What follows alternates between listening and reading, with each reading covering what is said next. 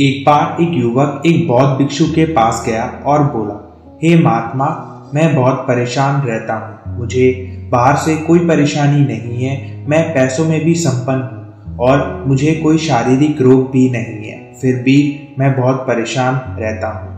अक्सर मेरी बातों को मेरे कोई भी दोस्त या परिवार के लोग गंभीरता से नहीं लेते और मेरी दी गई सलाह को भी हवा में उड़ा देते हैं। ऐसा क्यों होता है? उसका कारण क्या आप मुझे बता सकते हैं? यह सुनकर बौद्ध भिक्षु ने कहा, आज सुबह जब मैं सैर कर रहा था तब कुछ कौवे बहुत शोर मचा रहे थे और कोई भी उन्हें सुनना भी पसंद नहीं कर रहा था। थोड़ी दूर चलने पर एक मोर गुनगुना रहा था। वो इतना मधुर था कि वहां से जाने का मन भी नहीं कर रहा था। यह देखकर मुझे पता चला कि कौवे तो बिना बात चिल्लाते रहते हैं, परंतु मोर तो कभी कभी ही बोलते हैं, जैसे जब बारिश आने वाली हो तब। इससे यह पता चलता है कि आपकी वाणी का महत्व तभी ही होता है जब आप सही समय पर सही बात बोले। हर परिस्थिति में हमें बोलना आवश्यक नहीं है। यह सुनकर युवक ने कहा, क्या आप मुझे ऐसी कुछ परिस्थितियां बता सकते हैं जहां पर मुझे चुप रहना चाहिए? बौद्ध भिक्षु बोले, ठीक है, मैं तुम्हें 5 ऐसी परिस्थितियां बताता हूं जहां तुम्हें हमेशा चुप रहना चाहिए। सबसे पहली परिस्थिति वो है जब कोई ऐसे विषय पर बात चल रही हो जिसका तुम्हें ज्ञान ना हो। वहां पर बोलना बेकार है।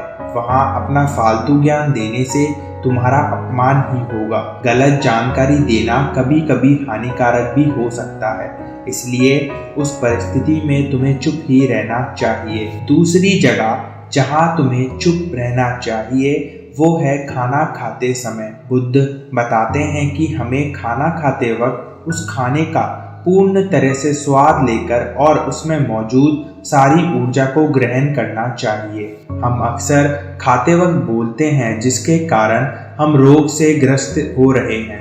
तीसरी जगह जहां तुम्हें चुप ही रहना चाहिए वो है गुस्सा करते समय। जब गुस्सा आता है तब हम ऐसी बातें बोल जाते हैं जिसको सुनने वाले के दिल पर बहुत बुरा असर पड़ता है और बाद में हमें उस बात का बहुत अफसोस होता है। इसलिए जब भी गुस्सा आए तब हमें लंबी सांसें लेकर शांत मन कर लेना चाहिए। इससे हमारे वातावरण में सकारात्मक ऊर्जा फैल जाती है। चौथी जगह जहां हमें हमेशा चुप रहना चाहिए वो है जब हम 4 लोगों के साथ बैठे हो और कोई और बात कर रहा हो, तब हमें चुप रहकर उसकी बात ध्यान से सुन लेनी चाहिए और बीच बीच में उसकी बात नहीं काटनी चाहिए।